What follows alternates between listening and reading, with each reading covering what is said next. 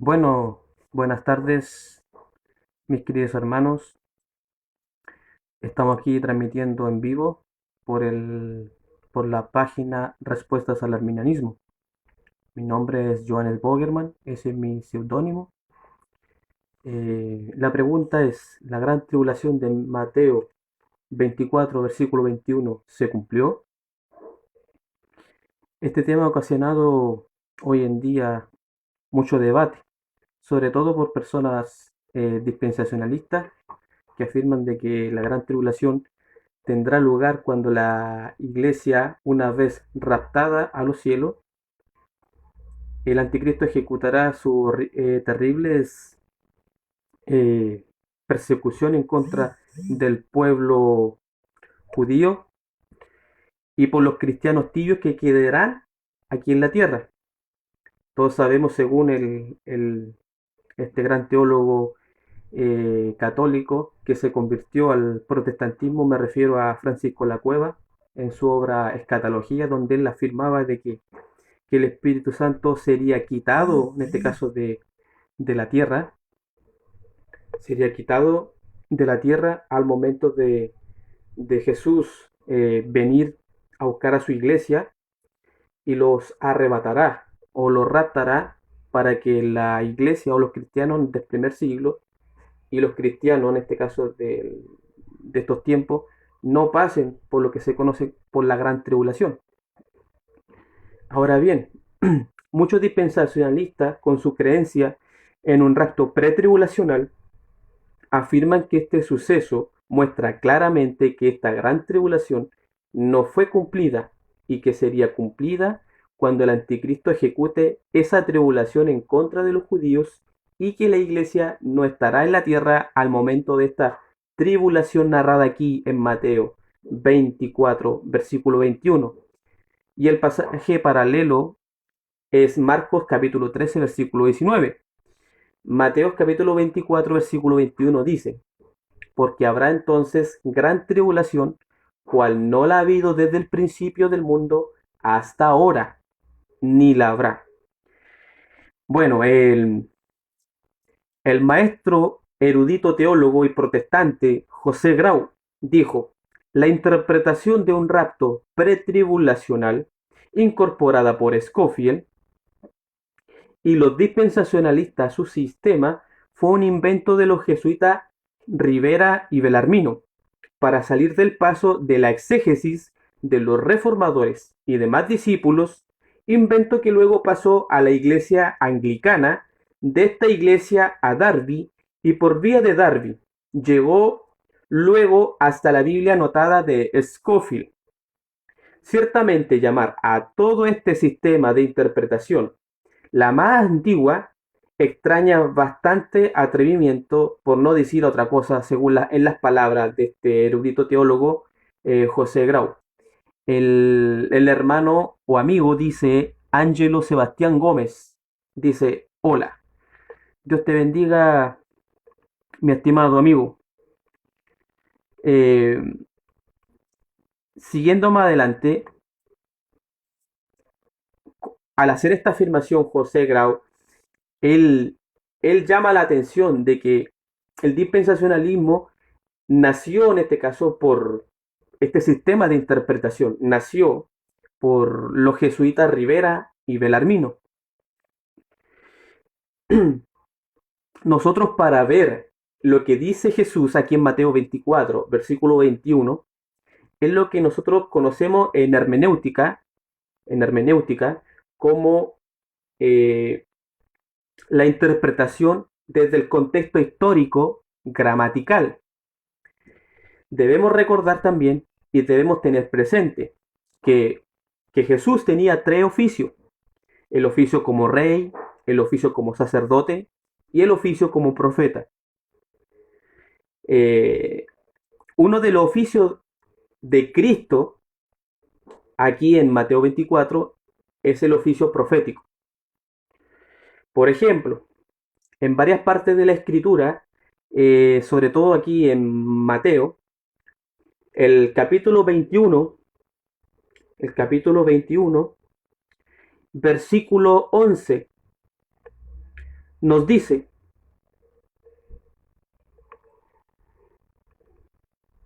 y la gente decía, este es Jesús el profeta de Nazaret de Galilea.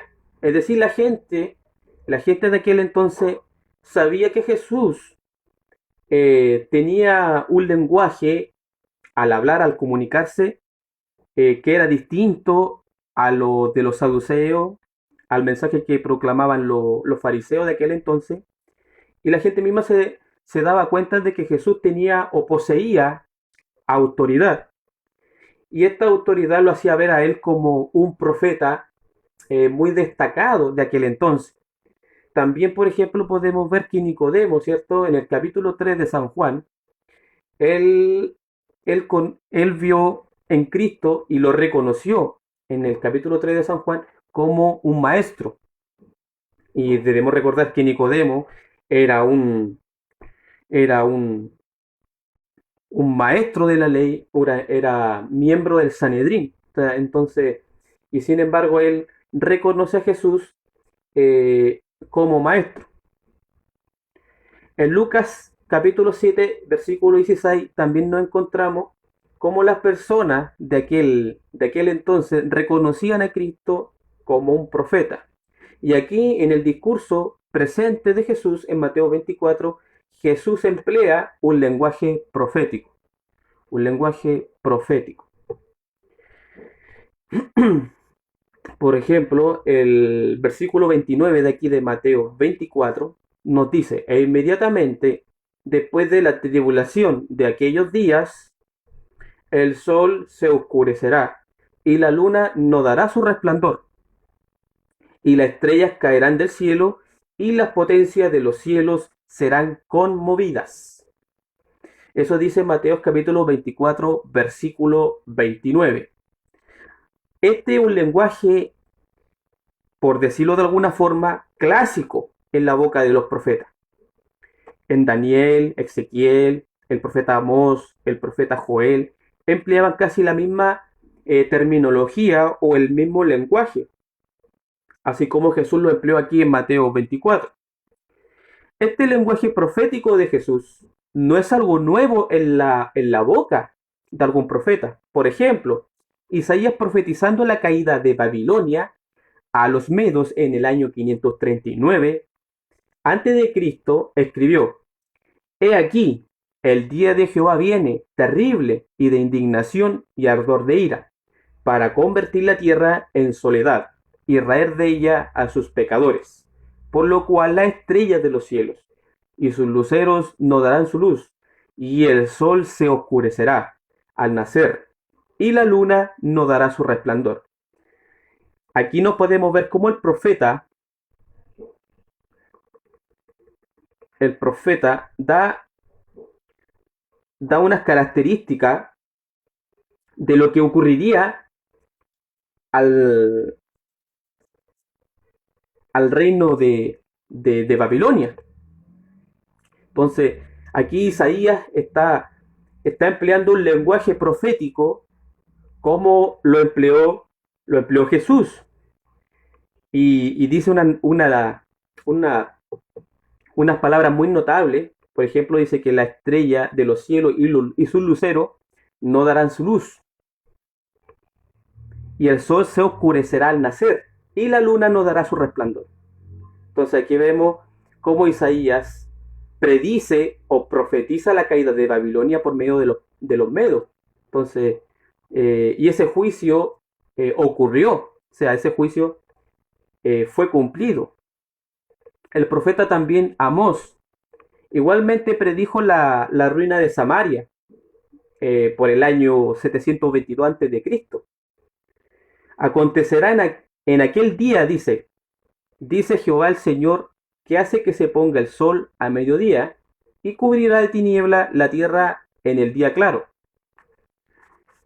Capítulo 8, versículo 9 del profeta Amós. Y así nos encontramos con muchos lenguajes proféticos que demuestran los juicios de Dios sobre una determinada era histórica. Y Jesús predijo la caída de Jerusalén en el año 70 después de Cristo por el general Tito, en Mateo capítulo 24, versículo 1. Volvamos a nuestro texto al principio de Mateo 24, versículo 21, que dice, porque habrá entonces gran tribulación, cual no la ha habido desde el principio del mundo hasta ahora, ni la habrá. Este lenguaje, mis queridos hermanos, mis queridos amigos, este lenguaje también es típico de los profetas.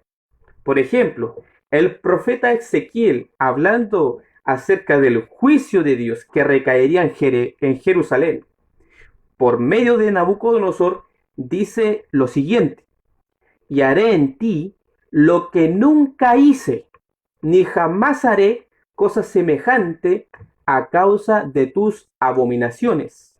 Ezequiel capítulo 5, versículo 9.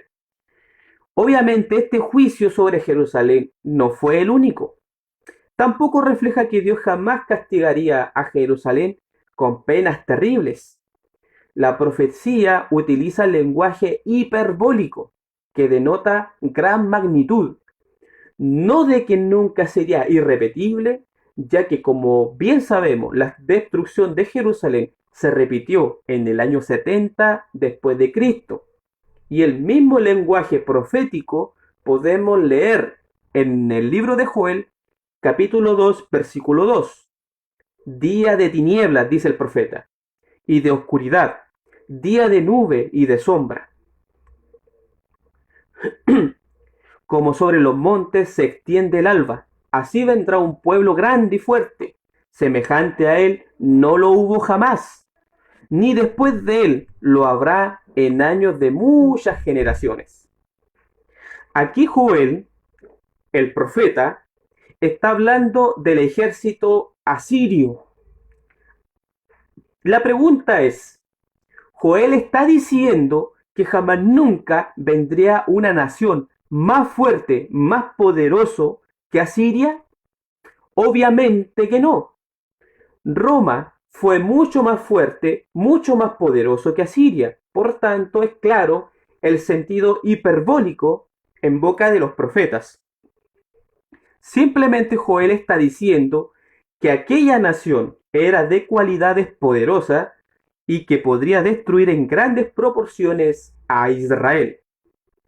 Por eso es que es necesario, mis estimados hermanos, que debemos conocer el lenguaje empleado por Jesús. Jesús empleó lenguaje hiperbólico, lenguaje profético, que lo caracterizó con los profetas mayores y los profetas menores del antiguo pacto. Entonces, eso debemos tenerlo claro antes de hacer una interpretación a los dichos proporcionados por Jesús en Mateo 24. Todos sabemos que en el Antiguo y Nuevo Testamento el centro del culto y el orgullo de los judíos fue el templo de Jerusalén. Este fue el templo que construyó el rey Salomón y que en el año 587 a.C. fue destruido por los soldados del rey Nabucodonosor de Babilonia, pero fue reconstruido por Zorobabel a la vuelta del cautiverio de Babilonia, en el mismo sitio del anterior, en lo alto del monte Moriah, en Jerusalén. Este segundo templo fue el que agrandó y embelleció el rey Herodes el Grande, quien contrató a 1000 sacerdotes y su obra duró 44 años. Este majestuoso templo de Herodes fue el que el Señor en Jesús, en Mateo 24, versículo 2, predijo que de él no quedaría piedra sobre piedra, y eso se cumplió en el año 70 después de Cristo. Ahora bien, cuando Juan escribió el libro de Apocalipsis o el libro de las Revelaciones, en el capítulo 11, del versículo 1 al 2, el templo judío aún estaba en pie, porque la visión predice la destrucción del templo. y porque Dios manda a medir un templo que existe. Y esto nos enseña que Apocalipsis tuvo que ser escrito antes del año 70, no después del año 70. Estamos hablando de después de Cristo, por supuesto. El simbolismo de medir el templo de Apocalipsis en el capítulo 11, versículos del 1 al 2, indica una realidad histórica. Y no es medido el patio y el templo medido porque va a ser demolido y destruido. Ese es el contexto de la visión de Juan. Y Juan dice en Apocalipsis capítulo 10, versículo 7, que cuando el séptimo ángel comenzara a tocar la trompeta, el misterio de Dios se consumará. A Juan en Apocalipsis capítulo 11, versículo 1, se le dio una caña semejante a una vara de medir. Es un emblema de castigo y destrucción.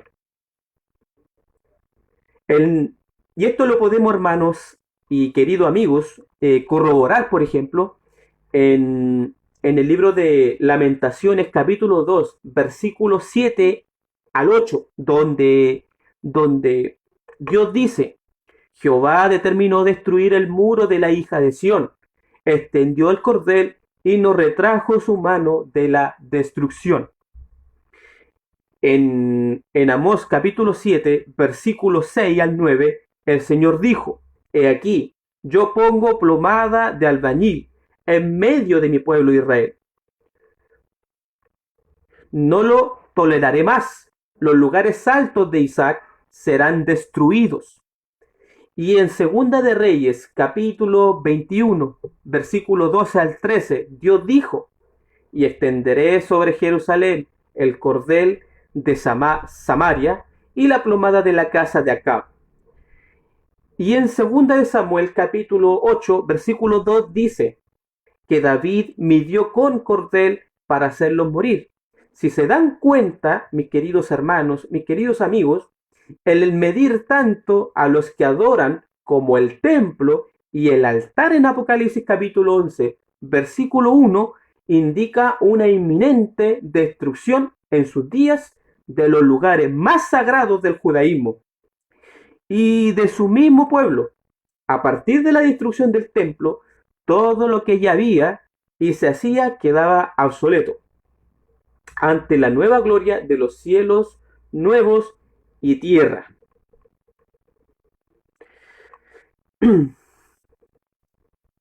Y esto es básicamente lo que muchos pastores, hermanos que son de la corriente de interpretación dispensacional, en vez de clarificar o poner a la Biblia dentro de su contexto, lo hacen, lo hacen como descubrir ciertos códigos secretos. Por ejemplo, hay algunos que dicen que el anticristo será Bush, otros dicen que va a ser Donald Trump, que las potencias mundiales van a ser el Rusia, por ejemplo, España o tal vez Israel en este caso. De ahí saldrá el anticristo. Pero esas son especulaciones que la Biblia no indica. Entonces debemos ser cuidadosos, debemos ser responsables a la hora de hacer una exégesis y de hacer una correcta interpretación a los textos sagrados. Siguiendo con este tema de Apocalipsis capítulo 11, versículo 1 y 2, este templo medido sería profanado por el anticristo que habla Pablo en 2 de Tesalonicenses capítulo 2. Corría el año 52 después de Cristo, cuando Pablo le dijo a los creyentes en Tesalónica que el día del Señor estaba cerca y que no vendría sin que antes ocurriera la apostasía y se manifestara el hombre de pecado, el hijo de perdición, que se opone y se levanta en contra de Dios y su culto, y se sienta en el templo de Dios como Dios, haciéndose pasar por Dios. Y en el versículo 7 de 2 de Tesalonicenses capítulo 2, les dice que ya estaba en acción el misterio de iniquidad. O sea, el apóstol Pablo ya vio eso reflejado en el tiempo que él efectúa esta carta. Eh, y dice que entonces se manifestará aquel inicuo a quien el Señor destruirá con el resplandor de su venida. Todo esto, en los días de los apóstoles del primer siglo, se estaban moviendo al mismo tiempo, porque el plan de Dios era darle fin al viejo pacto, a la vieja Jerusalén, al viejo sistema judío, para darle lugar a la dimensión de lo nuevo de Dios. Nuevo pacto, nueva vida, nueva Jerusalén y nuevo templo.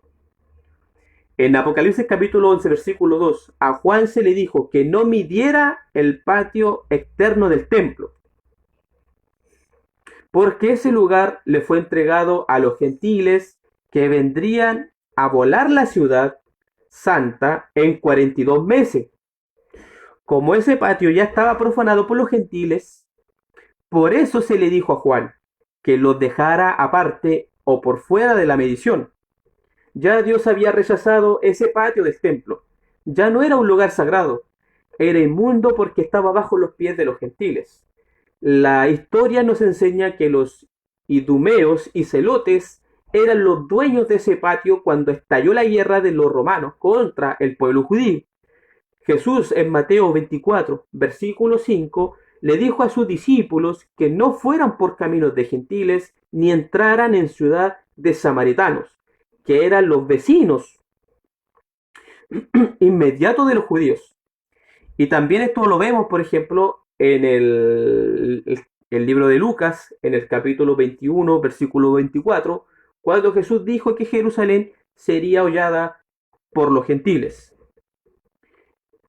El versículo en la versión Biblia Reina Valera 1960 dice, y caerán a filo de espada y serán llevados cautivos a todas las naciones, y Jerusalén será hollada por los gentiles hasta que los tiempos de los gentiles se cumplan. Todos sabemos que los gentiles, de acuerdo al contexto histórico de aquel entonces, como el general Tito y los soldados romanos fueron los que hollaron Jerusalén y destruyeron el templo en el año 70. El hollamiento de los gentiles a Jerusalén duró 42 meses o 3 años y medio, que fue el periodo de la gran tribulación, la cual vino como prueba sobre los moradores de la tierra, como dice Apocalipsis capítulo 3 y versículo 10, que son los 42 meses mismos de Apocalipsis capítulo 11, versículo 2. Apocalipsis capítulo 13, versículo 5, al igual que los 1260 días de Apocalipsis capítulo 11, versículo 3, y de Apocalipsis capítulo 12, versículo 6, y que equivalen también a la segunda mitad de la 70ª semana de Daniel capítulo 9, versículo 27. O sea, aquí vemos, de acuerdo a la narración histórica de los sucesos que Dios le había mostrado al apóstol Juan en la isla de Patmos, de lo que iba a ocurrir, en este caso, con Jerusalén. O sea, eso tuvo lugar en el año 70 después de Cristo, bajo bajo el general Tito, que fue el hijo de Vespasiano. Entonces, eh, esto también nos pone también en estrecha armonía a lo que dijo el profeta Jeremías en el capítulo 30, versículo 7, que serían tiempos de angustia para Jacob. Esta es la gran tribulación, y la que Jesús predijo en Mateo 24, versículo 21, cual no ha habido desde el principio del mundo hasta ahora, ni la habrá. Durante esos 42 meses. Entonces, entonces mi hermano, debemos ser muy cuidadosos para entender este lenguaje profético por la boca de Jesús, las visiones del apóstol Juan, y retornarnos al primer siglo. O sea, qué es lo que tenía en mente Juan cuando vio eh, esa visión. O sea, qué es lo que, en respuesta a qué Dios le revela eso al apóstol Juan. ¿Cuál era la circunstancia histórica de los cristianos del primer siglo? O sea, y en base a eso nosotros debemos hacer una exegesis y emplear una buena hermenéutica para entender lo que los apóstoles y nuestro Señor Jesucristo trató de hacer entender a los discípulos del primer siglo. O sea, y si uno ve el capítulo 24 del versículo 1, nos damos cuenta de que la respuesta de Jesús y su lenguaje profético, su lenguaje hiperbólico, era concerniente a las preguntas de sus discípulos.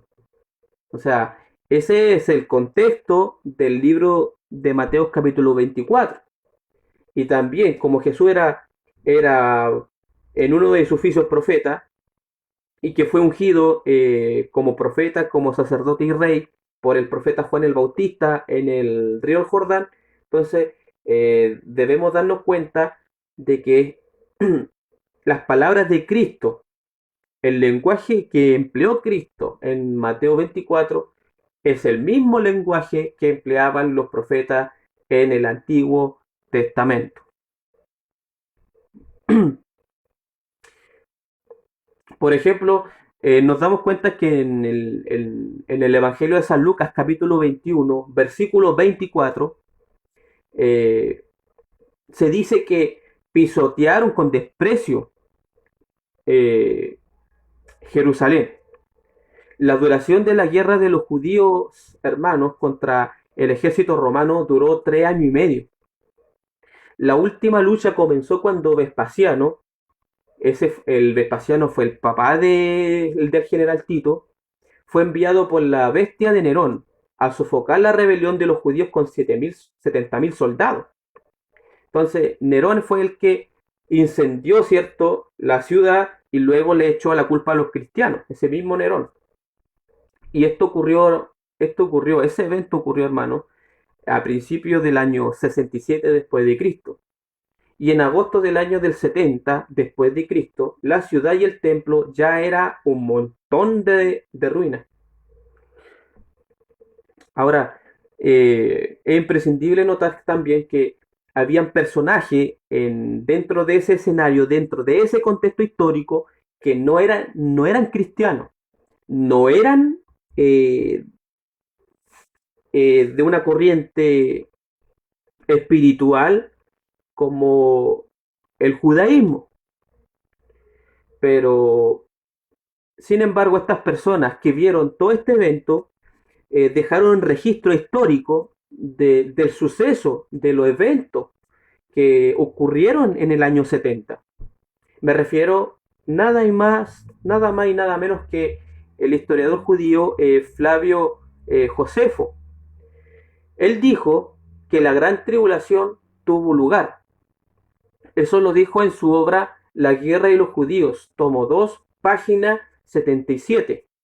El, el, el historiador también que afirmó exactamente lo mismo fue el historiador Eusebio de Cesarea. Dijo que los relatos que escribió Josefo se describen con toda exactitud los males que en ese momento sobrevinieron a todo el pueblo judío en todo lugar. Como principalmente los habitantes de Judea fueron agobiados hasta el extremo de las desgracias, cuantos miles de jóvenes y de mujeres, juntamente con sus niños, cayeron a espada por hambre y por muchos otros tipos de muerte. Cuántas y cuáles ciudades de Judea fueron sitiadas, cuán grandes desgracias y más que desgracias presenciaron los que fueron en su ida a Jerusalén, ya que era la metrópoli más fuerte, el desarrollo de la guerra y lo que tuvo lugar en ella en cada momento y finalmente como la abominación desoladora que proclamaron los profetas, se asentó en el mismo templo de Dios, en gran manera notable antiguamente, y entonces sufrió todo tipo de destrucción hasta su desaparición final por el fuego. Eusebio, el historiador Eusebio de Cesarea, en el siglo III, entiende que los acontecimientos sucedidos en Jerusalén en el año 70 después de Cristo es el cumplimiento de las profecías de Jesucristo. Eso lo dijo en su obra Historia Eclesiástica, en la página 98-99 del libro séptimo de su obra.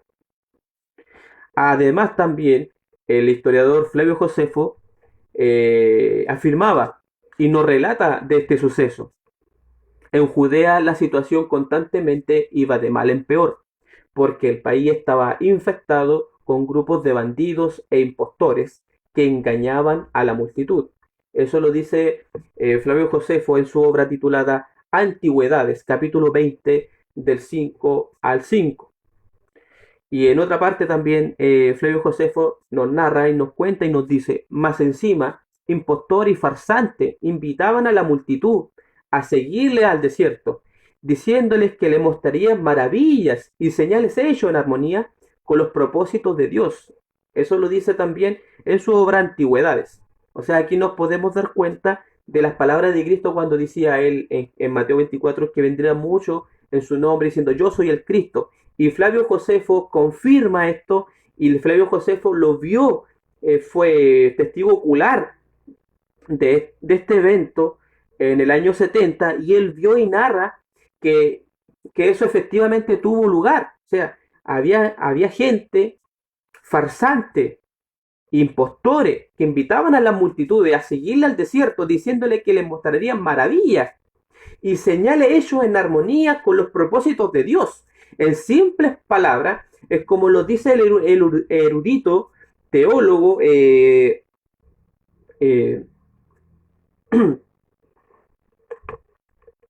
el teólogo Robert Anderson, donde nos explica y nos dice que, según el comentario exegético al Nuevo Testamento, nos dice que anticristo puede denotar oponerse a la persona de Cristo, como también suplantar el nombre de Cristo, haciéndose igual a Jesucristo.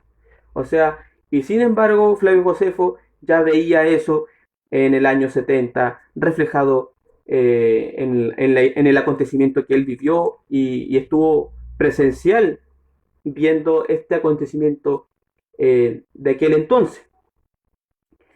También Flavio Josefo nos dice que habían engañadores e impostores usando el pretexto de la inspiración divina. Fomentaron cambios revolucionarios y convencieron a la multitud a actuar como dementes, llevándolos al desierto convencidos que Dios le daría señales de liberación. Eso también lo vemos en su obra La guerra de los judíos en el capítulo 2. Entonces, en resumen,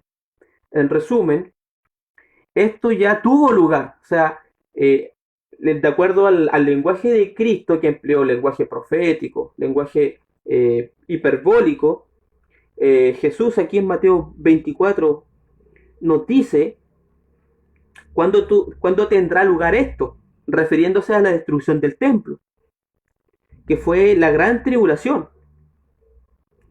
Y Jesús nos dice, lo voy a buscar aquí en mi Biblia,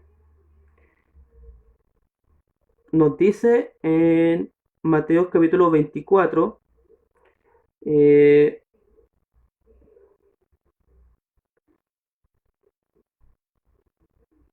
versículo 34. Aquí Jesús nos dice cuándo tendrá lugar este acontecimiento eh, importante acerca de la destrucción del templo, acerca de la venida de Cristo en juicio, la venida de Cristo en juicio sobre Jerusalén. El versículo 33 nos dice del capítulo 24, dice, así también vosotros, cuando veáis todas estas cosas, conoced que está cerca a las puertas. De cierto os digo que no pasará esta generación hasta que todo esto acontezca. Aquí nos muestra claramente Jesús que está prediciendo la destrucción del templo, la destrucción de Jerusalén, con todo el sistema sacerdotal, con todo el sistema de sacrificio, puesto que el lugar sagrado del mundo judío era Jerusalén, y Cristo dice que de cierto os digo que no pasará esta generación.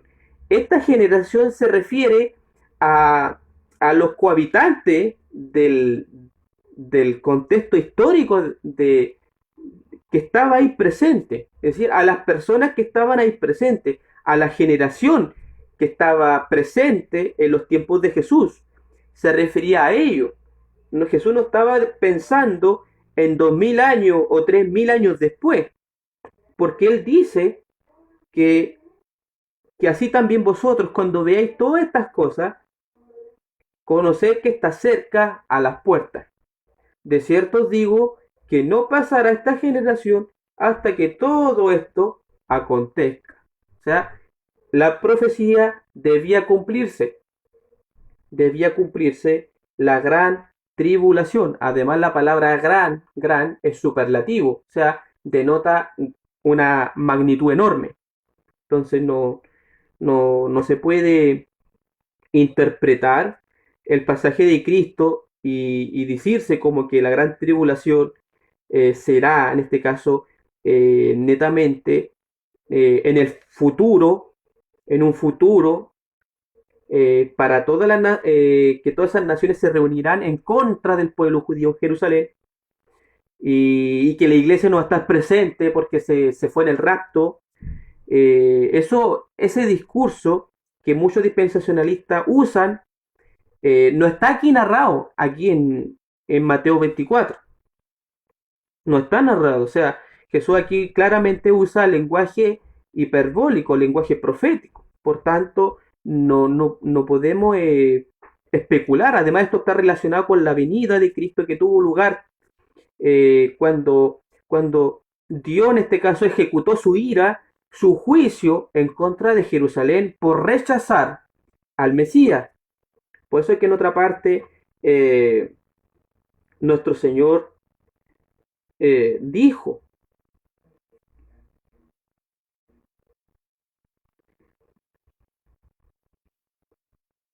en otra parte dijo que el reino de Dios, dice que Jesús en otra parte dijo que el reino de Dios sería quitado de ellos y sería dado a gente que produzca frutos dignos de él. Así Jesús estaba prediciendo que ellos ya habían quedado excluidos del reino porque lo rechazaron y que vendrían juicios en contra de Jerusalén y en contra de los judíos de aquel entonces. Entonces, no hay lugar para especular y afirmar y menos usar el capítulo de Mateo 24 para decir que el rapto de la iglesia tendrá lugar, porque el capítulo 24 en ninguna parte está centrado en el rapto de la iglesia antes de la gran tribulación, sino que Jesús responde a las preguntas, perdón, de los discípulos del versículo 1. ¿Cuándo serán estas cosas? ¿Cuándo tendrá lugar esto? Acerca del templo que ellos estaban viendo en ese momento. Entonces, en base a eso, Jesús responde usando lenguaje profético, usando lenguaje hiperbólico, para dar a entender que eso debía ocurrir y que eso tendría lugar de acuerdo al versículo 34 de Mateo 24, al, al decir Jesús, al decir Jesús que esa generación no pasará hasta que todo ese suceso acontezca. Entonces, eh, es imprescindible interpretar lo que nuestro Señor quiso decir dentro del marco histórico, dentro del marco gramatical. Bueno, mi hermano, sería todo. Espero que si tienen alguna duda, algo que no haya quedado claro, pueden seguir preguntándome. Y me gustaría que pudiéramos tener un diálogo acerca de este tema, porque este tema es muy importante. El tema de la escatología es algo que a mí me fascina también. Y, y también estoy abierto a escuchar y, y a, y a leer sus preguntas, a responder sus inquietudes y esperando que nuestro Dios de paz y gracia le bendiga. Un fuerte abrazo a la distancia de su hermano, de su amigo, de la página Respuestas al Arminianismo. Que Dios les bendiga Y esto sería todo por el momento.